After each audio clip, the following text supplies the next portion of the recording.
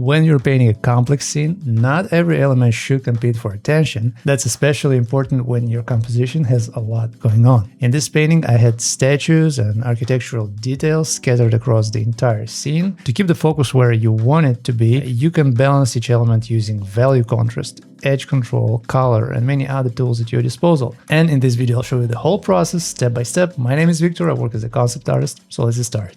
Okay, now let's open up the canvas and start figuring out the composition with a very simple line sketch. The canvas size I usually work with is around 6,000 pixels wide for this type of sketches. That way, if I'm painting something intended for a 4K monitor or I'm working on a 4K tablet, I can still zoom in about 1.5 times without losing quality. It's not always necessary and it heavily depends on the project, but working at a high resolution gives you a lot more freedom to polish details later if that's your goal, or really have very nice control over the edges and the transitions between them. There are a lot of different elements that needed to be balanced. I had to decide what should stand out, what should stay a bit more subtle, and where I wanted the viewer's eyes to go. That's why at first it might seem like there's a lot happening in the image, but later, once we establish the lighting and values, you'll see how we can simplify everything and make the composition much easier to read. From the beginning, I knew I wanted these ruins to feel like some abandoned garden, for example. Maybe it's an old royal garden with statues and half-destroyed walls that have been forgotten for centuries. I also wanted this archer statue somewhere in the background. I kind of like its pose. The trick is making it interesting without letting it steal attention from the real focal point. And the real story is happening with these two characters in the foreground. They're having some kind of secret meeting maybe, and that's where I want the viewer's eye to land first. Everything else is supporting that idea. You don't need to fully explain it. Sometimes suggesting something is even more powerful because it lets the viewer fill in the gaps. And if you want to paint just like this, I've put together a complete digital painting mastery program designed specifically for beginners. Instead of jumping from random tutorials and trying to figure out everything out on your own, you will follow a clear, structured path that shows you exactly what to learn and in what order. We'll cover everything from drawing fundamentals, values, color, edges, and so much more. Every lesson builds on the previous one, so you're always making real progress instead of guessing what to practice next. If you ever felt stuck,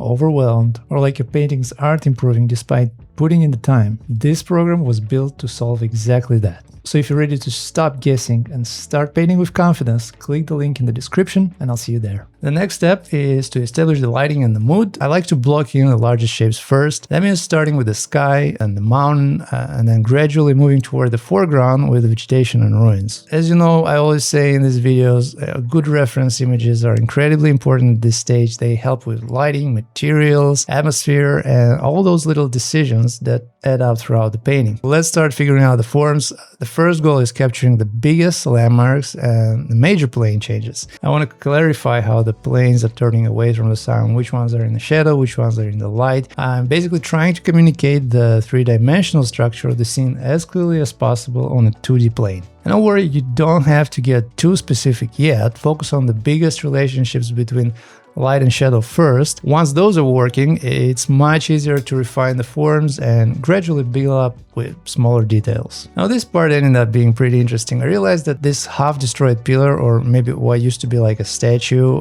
just wasn't interesting enough for our focal area. So I thought, why not place another warrior statue in front of it? Maybe a knight holding like a huge shield. I think that might work. You'll notice that I'm constantly making adjustments. For example, his legs looked way too short in the beginning, so I lowered the platform to give him more room. Little design fixes like that happen all the time during the painting process. After working on that area for a bit, I jumped somewhere else. I like moving around the canvas because it helps keep everything developing together. For example, I might switch to the mountain in the background and spend some time figuring out its structure. You can establish some shadow areas, for example, define a few plane changes, and still use very simple flat shapes in the beginning to just suggest a handful of buildings in the distance. The important thing here is not to overdo the contrast or sharp edges. This isn't our focal point, so keeping it subtle helps create more depth. Okay, now let's figure out the materials on this foreground statue. The texture brush feels much more appropriate here because it helps communicate the rough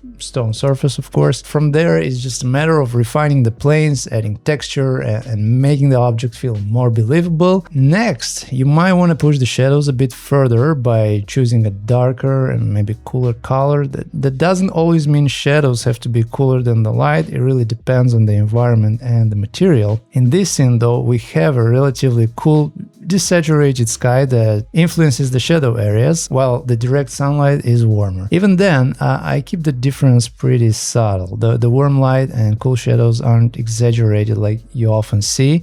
I wanted a much more softer balance this time around. Now, let's add a little more information to the bushes. I'm mostly describing the planes that turn away from the light. At the same time, I keep refining the materials and introducing subtle gradients that make the painting feel richer. You can also adjust the shadow value, so at any time you might feel that something is wrong or it's not working out completely as you want it, don't hesitate to change it, to improve it, or even to overpaint it completely. The goal is making sure everything reads clearly. You don't want value groups overlapping too much or competing with each other. Keeping those value relationships organized is one of the biggest things that improves readability of your image.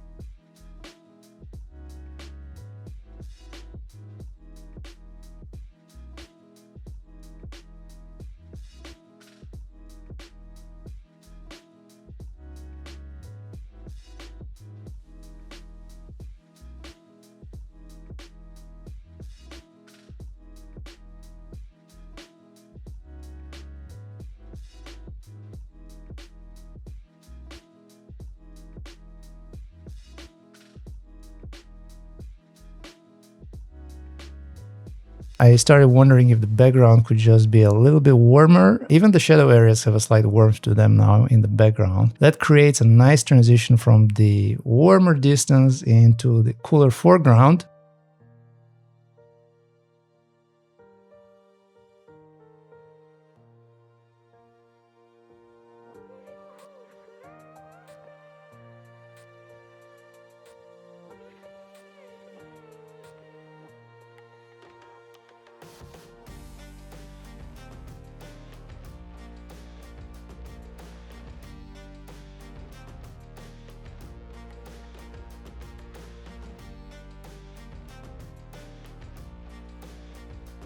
Alright, so keep moving around the image, check how everything works together, don't sit stuck in one area for too long. That background statue, for example, looked pretty cool. I decided to spend a little more time refining its forms. I'm softening some edges, clarifying the planes, and looking for opportunities to better describe the structure. Sometimes it's just a tiny plane change that suddenly makes an object feel more solid, or is a very nicely controlled hard edge that gives more structure to your object. One thing I really recommend is trusting your instincts, so if something feels wrong, it probably is. Don't hope that adding more details later will magically fix it. It's almost always better to repaint that section right away. You'll save yourself a lot of work in the long run.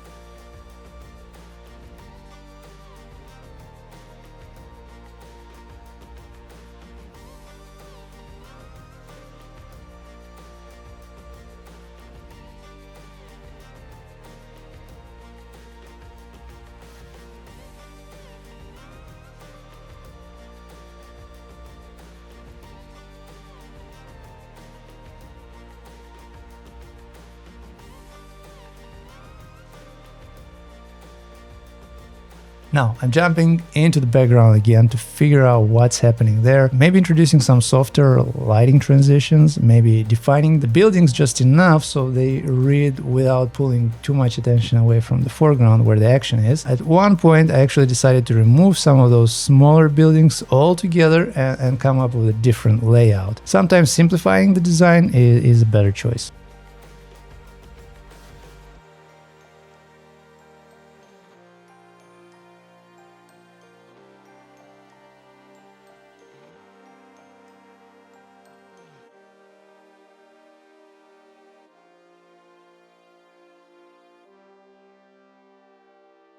Now, the last major element that still needs attention is the two characters in the foreground. Let's give them a little bit more definition. Still avoiding tiny details for now. Just like everything else, I'm focusing on the larger value relationships and making the forms read clearly. You can also refine their silhouettes because they were originally just rough placeholders. Giving them cleaner shapes immediately makes the scene feel more intentional.